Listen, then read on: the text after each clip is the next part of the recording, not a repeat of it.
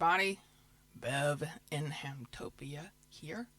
It is Tuesday, the 7th of April, and we are following on from switching time now to the next installment called A Woman at the Helm.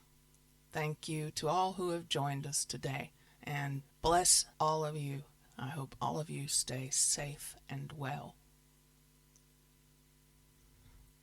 We rejoin the two Alices to see what was learned and how what they have learned will be put to fruition.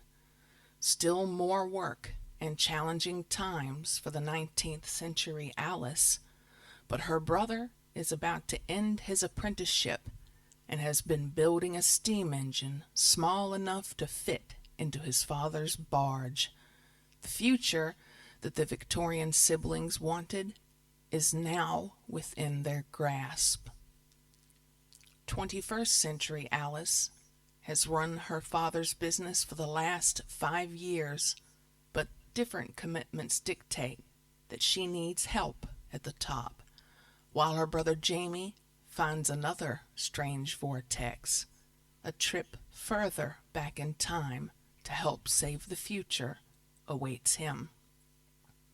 Dark days are ahead of the 21st century Alice, but what she has learned from the past and the changes she is overseeing in the present are all in preparation for the odious time that looms in the future.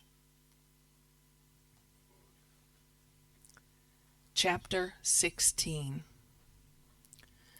Alice Winters Chambers awoke from another night of blissful sleep, her husband Freddie at her side. The day was going to be a special one, as the second of her shelters for the young people of Leeds was opening its doors for the first time. She was proud of the work done thus far. It was now 5 years since she returned to the 21st century from her switch in time with Alice Watson. Alice had taken over her father's business almost immediately upon her return, as she found that her history had changed somewhat.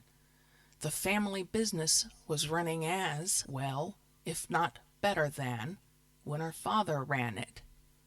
Moral and ethical values had improved, as Alice did not allow any of the vehicles in her company to pour black smoke into the air.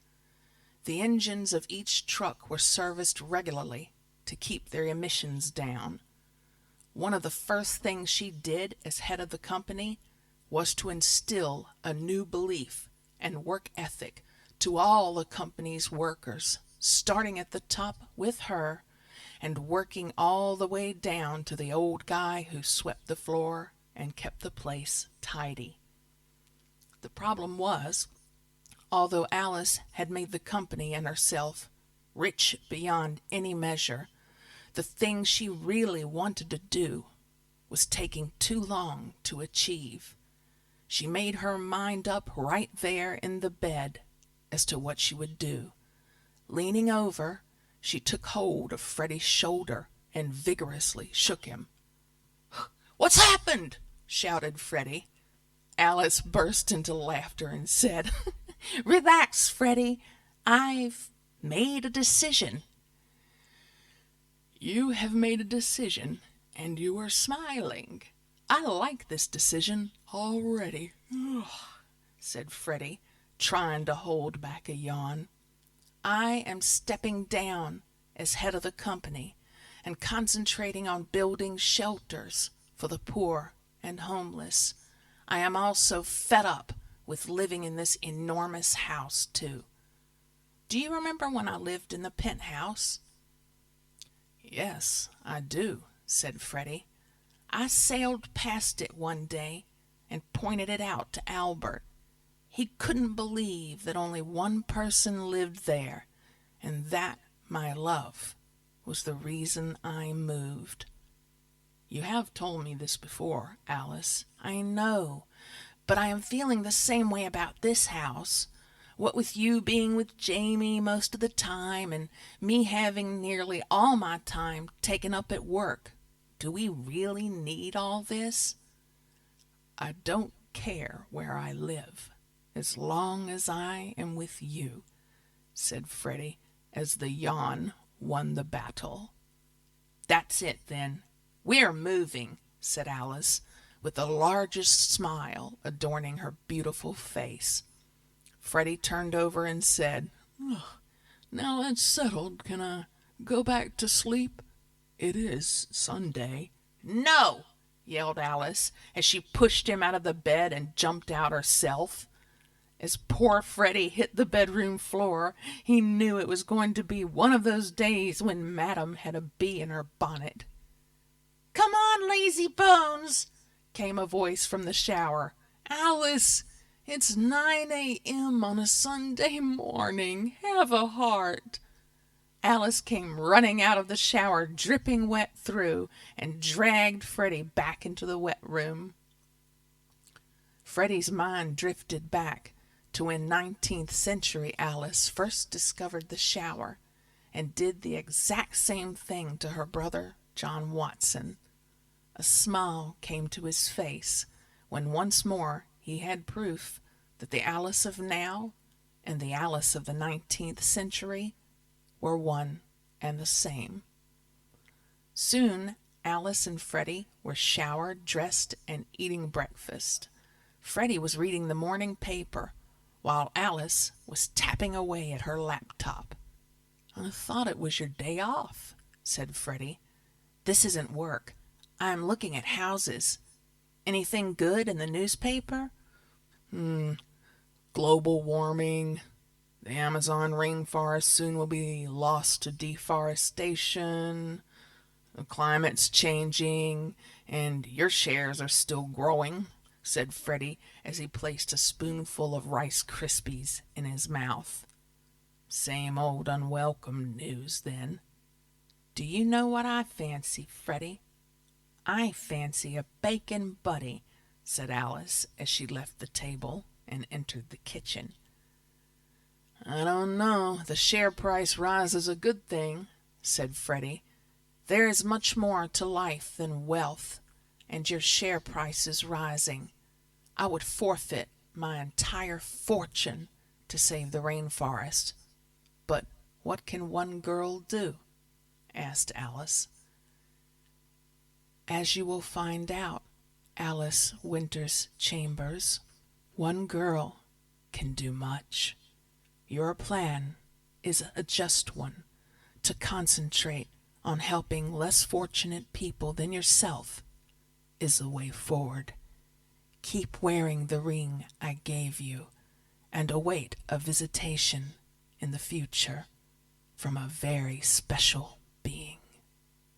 Did you hear that, Freddie? Of course I did. I'm not deaf. You said there is much. No, Freddie. The other voice. No, dear, just yours. Alice knew whose voice it was and had heard it before on the canal bank. She now believed she was definitely on the right track. Upon a makeshift bed in his workshop, Jamie Winters was still in blissful slumber, with the grease from the day before still on his face. Freddie had left around 6 in the evening, but Jamie had carried on into the early hours, working on a push rod on his almost complete locomotive. All the treasures Jamie had learned of and hid in the cellar wall were now molded and fitted to his steam locomotive. He had cast all the components with the help of Freddie, Lee Coates, and Bob Jones, but he hadn't used the furnace concealed behind the cellar wall. Jamie didn't quite trust it, because he knew that furnaces like the one within the wall were used widely during the Industrial Revolution, so the one he now owned clearly was faulty. Jamie had sourced a small furnace that would melt enough steel to produce one item at a time, as mass production was not what he was looking for. Jamie awoke to someone knocking on the workroom door. He quickly left his makeshift bed to find his mother, Amanda Winters, standing there holding a basket containing their breakfast. Jamie smiled and said, "Good morning, Mother," as he kissed her on the cheek. "Good morning, Jamie. I noticed your bed hadn't been slept in and took a wild guess that you might still be here," said Amanda Winters. "I'm glad you are here. I'm starving. How's Dad this morning? Your father is quite giddy with himself. After 5 years, he has actually finished his memoirs. He was thrilled to discover that he had lost an ancestor on the Titanic. But the chapter on old Albert that you and Alice had researched for him blew his mind. Only this morning he said again that he didn't know how you found out those things, as he had tried to find out so many times about his I don't know how many greats, grandfather," said Amanda. "It was purely by chance that Alice came upon the history website and brought it to my attention. We then followed the endless links and finally found when and where he lived, what he did, and where his family members were buried." "Computers are not your father's thing, I'm afraid," said Amanda. "I know, he loves his books, and that's fine by me," said Jamie. "Oh, by the way, your sister called me this morning, and again she is on a quest." "Oh dear, poor Freddie. Indeed, that poor boy, he just goes with anything Alice wants to do. He does spoil her, but what a lovely son-in-law he is. I wouldn't change him for the world," said Amanda. "So, what is it this time?" The house is too big, and they don't need all of the space they have." "I thought they downsized when she moved out of the penthouse." "Yes, but she needs to do it again, apparently. You know what she's like when she gets one of her ideas." "Yes, I do," said Jamie, as they both laughed. Chapter 17.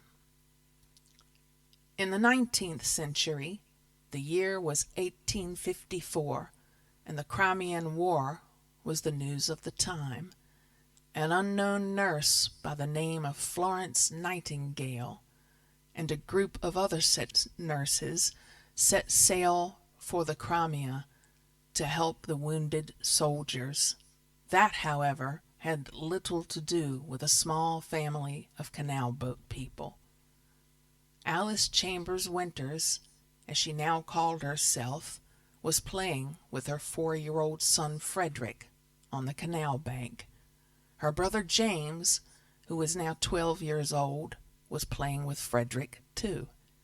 He was now sharing Alice's workload, as he was still tending Toby the horse, as well as doing some of his elder brother John Winters' work. James was growing into a strong, hard-working young man, and both his father Albert and brother John were proud of him. John Winters now lived on the premises where he worked as an apprentice to the engineer. For 5 full years he had learned all that Jack Hawkins, the works engineer, had taught him. "Well, lad, today is the day that your apprenticeship ends, and you become a fully qualified engineer. How do you feel about that?" said Jack Hawkins. "Oh, this is a wonderful day for me, sir," said John. "We will have no more of the sir. From now on you call me Jack or Mr. Hawkins, whichever you feel comfortable with." "Thank you, sir, but it will take a bit of getting used to. My father always taught me to be polite at all times and respect my elders." "I've heard a lot from you about this father of yours, and as it's Sunday, this afternoon, I will be meeting him." "How so, Mr. Hawkins?" "I want to let him know what a fine, upstanding son he has raised. I also want to see this canal boat that the engine you have been working on for the past year is going to be fitted to. He'll be thrilled to meet you, but he is a simple man and talks plainly," said John, with slight trepidation in his voice. "He sounds like the kind of man I will get on with in that case," said the engineer. At the stern of his barge, playing his squeeze box and toking on his favorite pipe, sat Albert Winters. Doris, his wife, was at his side, singing along to Albert's tune whilst mending a pair of his socks as she enjoyed the sunshine. It was an idyllic scene. Albert and Doris sitting together on the boat. Alice and young Frederick played on the canal bank, and James had begun to groom Toby. The quiet scene of the early afternoon was far removed from the heavy work the family did all through the rest of the week. Toby was now a very old horse, and had begun to struggle to pull the barge, but John had asked Albert to give Toby another summer before replacing him. The reason for that request was now walking down the canal path. "Good day to you, fine people," said an elegant gentleman as he lifted his top hat. "John, you should have told us you were bringing guests," said Doris in a bit of a stir. "That would have made no difference, Doris, as we are who we are, prior knowledge or not. Good afternoon to you, sir," said Albert. "Do I have the pleasure of addressing Mr. Albert Winters?" "You do indeed, as the sign of my barge says." "In that case, may I congratulate you on the raising of a fine, upstanding young man. I would like you to know that this very day he has completed his apprenticeship with me, and he is now a fully qualified engineer." Albert, now realizing that this person was not an official coming to complain about something his son had done, changed his guarded stance. "It's a pleasure to meet you, sir, and thank you for your kind words about my John. As he has no doubt told you, for the final part of his apprenticeship, I gave him the task of building a small but powerful steam engine. This engine is working perfectly and is an absolute credit to your son. His achievement is so great that I have decided to turn the factory over to him by this time next year. We are here to measure your boat, sir, to see where we can fit that very engine." "You are very kind, sir, but I cannot afford to buy the engine he has built for you." "You misunderstand, Mr. Winters. I have given the engine to John as a gift for finishing his apprenticeship, and he says the engine is yours." At this point in the conversation, Doris came back up from below and said, "If you please, sir, I have made some tea and prepared a place for you downstairs." "How absolutely splendid! After you, madam," said Jack Hawkins. Alice asked James to look after Frederick as she joined her parents, John, and their guest in the boat's cabin. "What cramped space you live in," said Jack Hawkins. "We have managed with it up until now," said Albert. "Quite so, but, of course, once your new engine and boiler are in place, there will be much more room for you wonderful people to live more comfortably, as the cargo you carry will be pulled behind you." "How will all this work, and who will tend the engine?" asked Albert. John joined the conversation by saying, "James will no longer have to tend Toby, so it will be his job to learn the workings of the engine. His mind is young and can learn new things much faster than you, Dad. Your skills with handling the boat will take up your time, as you will be pulling other boats behind you." "How long will all this take?" asked Alice. Your boat will have to go into dry dock for a time while we fit the engine, boiler, and propeller, I'm afraid, but it shouldn't take long. Since John has been with you, he has talked with me about paddle boats. Is that what you're talking about? Asked Albert. No, my friend. Paddles have been used off and on for a good few years, but they are not very satisfactory within the confines of the canal. A propeller at your stern is fitted and is under the waterline. It turns very fast and pushes you forward, said Jack. That means there must be a hole in my hull, said a startled Albert. Yes, it does. But we have seals that keep the water out. Also, the engine will work a sluice pump, just in case any water does get in. Albert scratched his head and said, Clever things, these engines of yours. The engine, boiler, and the pump are your son's, not mine. Albert was filled with pride at John's achievement, but was also a little apprehensive. Remember, Dad, don't fight the future. It is our family motto, said Alice. You're right, Alice. Now, Doris, where's that tea? After they had drunk their tea, the engineer spoke again. Now, this whole pulling boats behind you isn't new. Many people have tried different methods with different degrees of success. John seems to think that someone is going to develop a proper system to work on the Calder navigation. I don't know where he gets that idea, but he seems to think it will be within the next 10 years. For the now, we can make a makeshift tying system, and we'll have to acquire 2 to 3 empty boat shells, no bigger than 30 feet, to try this system out. And where am I going to find the money for that? Said Albert. I will take care of that, if you agree for me to use your boats to show prospective buyers of steam engines the engine in its working environment, said Jack. Albert placed his fingers under his cloth cap and scratched his head once more.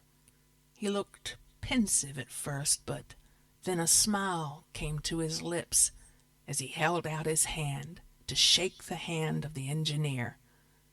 I think we are done with our business, John, so shall we take our measurements? Said Jack Hawkins. The 2 engineers went topside, and John helped his boss into the hold. They marked out roughly where each separate piece of equipment would go, writing down each measurement. John made a rough drawing of where he wanted it all fitted, and then helped Jack Hawkins back out of the hold. Both men returned to the stern of the boat, where Albert and Doris had once more taken up residence. Again, Jack Hawkins lifted his top hat and said, I will bid you and your wonderful family a good afternoon, sir, and I will be on my way.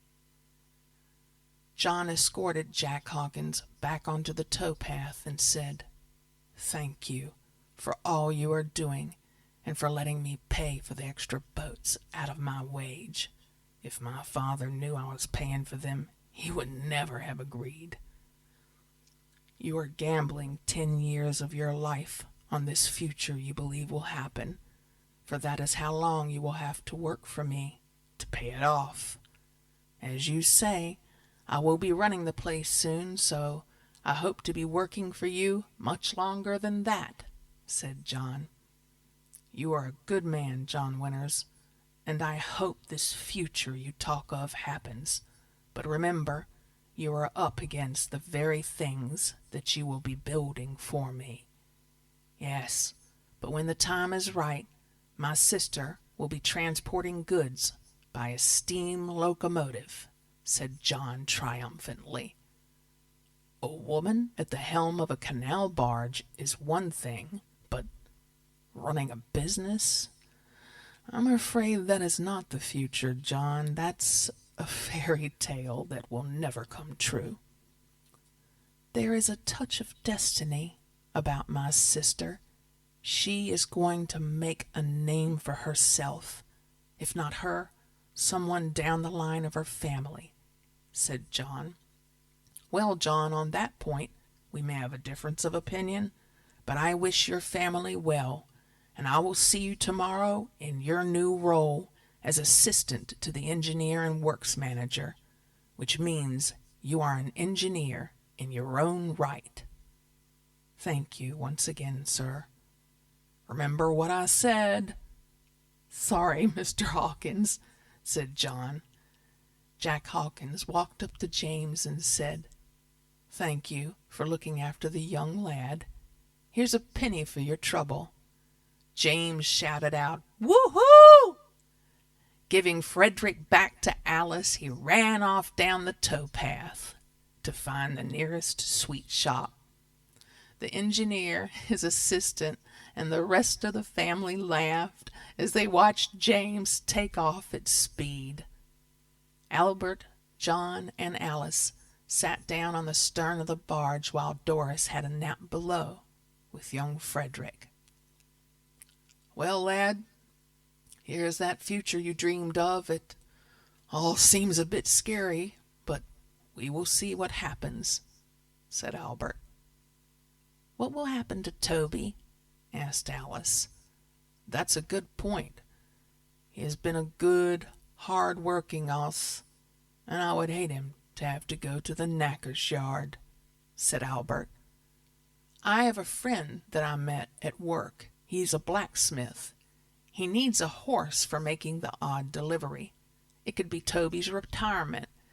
After pulling lightning all these years, pulling a small cart once or twice a week will be easy for him and much better than being turned into glue, said John. Have your friend come and see me, John, said Albert. You know him, or should I say you know his dad. What's his name? Kevin Moyles. Is that Jed's lad? Yes, it is. He has taken over his father's business. Well, Jed's a good man and a damn fine blacksmith. He always shod Toby, and our oss never threw a shoe that Jed Moyles fitted. I will let him know, said John, as he bid his father and sister good-bye and made his way back to his lodgings at the factory. Well, lass, we are going to have a bit of time on our hands when the barge is in dry dock. What do you suggest we do with it? Said Albert, still sporting his Sunday-best voice. You, father, will have a much-deserved rest with my mam. James can begin to learn about steam power from John. I will take Frederick with me to see some of the steam-powered boats, to see how they sail. Nay, lass, I won't learn naught wi' a young and witty, said Albert, his strong Yorkshire accent returning after his conversation with the gentleman had finished, so airs and graces were no longer needed. I will be able to travel quicker by myself, if you are sure Frederick won't be too much for you both. That's settled, then. As soon as we get into dry dock, thou can be off on your discoveries. But remember, this is a man's world, Alice, and they won't take too kindly to a woman pushing her busy nose into their business, said Albert. One day I will have to survive in a world of men on my own, Dad. It's time for me to prepare for it. You're a good lass, and I know you will do well when the boat is yours and I'm dead and gone. That's a long way off, Dad, but you are right. I won't just be as good as the men. I will be better. I will make your name and business a thing to be proud of. I hope you will be proud of me, too. I couldn't be prouder of you if I tried, said Albert. Alice gave her father a hug, and for some strange reason the name Alicia came to her father's lips. Who's Alicia? Said Alice. I don't know. I have never even heard of the name Alicia, so why I would say it I have no idea. I like that name. Maybe I might change my name, like you did when you changed the sign on the boat. I might start calling myself Alicia when I take over the boat. Well, the name change turned my luck around. Look at what is happening just 5 years later. John Winters arrived back at his small apartment above the factory where he had spent the previous 4 years of his life devoted to his one true love, steam power. He had realized a dream by becoming an engineer. He tried to remember how the opportunity had arisen, but for the life of him, he could not recall. "John Winters, can you hear me?" said a faint voice in his mind. "Yes," he replied. "Pulling the boats won't work properly. You must push them. You will do this by splitting your father's boat in two, so that you have a separate bow, which, with the help of guide ropes, you will be able to steer. History shows that this system, with several boats between the bow and stern, was developed around 10 years from where you are now, and that must not be changed. Soon after you develop this system, a gentleman will call upon you and buy your design from you. It is important that you help in any way you can to make the transaction that the gentleman offers work, because this is how your sister Alicia finds the finances to really kickstart her haulage business." "You mean my sister Alice?" "Your sister will change her name to Alicia when all of this begins. This will be your sign that what I say is true. You must then do everything in your power to make her new future happen. You now have the plans for what will be a development that history will show happens in the early 1860s. Go now and develop that plan. It will make you, your father, your sister and brother very rich indeed, and will set the Winters dynasty on its path to greatness. The gentleman who will buy your father's boat system is called Tom Lancaster. When the transaction is over, suggest to him that the boats remind you of Yorkshire pudding tins," said the voice in his mind, as it emphasized, for some reason, the word pudding. John Winters sat in the one chair that he owned and mulled over what he had just been thinking. The gentleman who buys the boat will be called Tom. But why emphasize the word pudding? John thought to himself. In a different realm of existence, the being that controlled everything in her realm and everything on the earth she knew as the plane of existence, had now helped Alice's brother in an analogous way, like she helped Alice on the canal bank 5 years earlier. Mother Nature had now set John Winters on the same path as his sister Alice, a path that would lead to a vast business dynasty and to 2 siblings in the 21st century named Alicia and Jamie Winters, a pair of siblings that could change the world.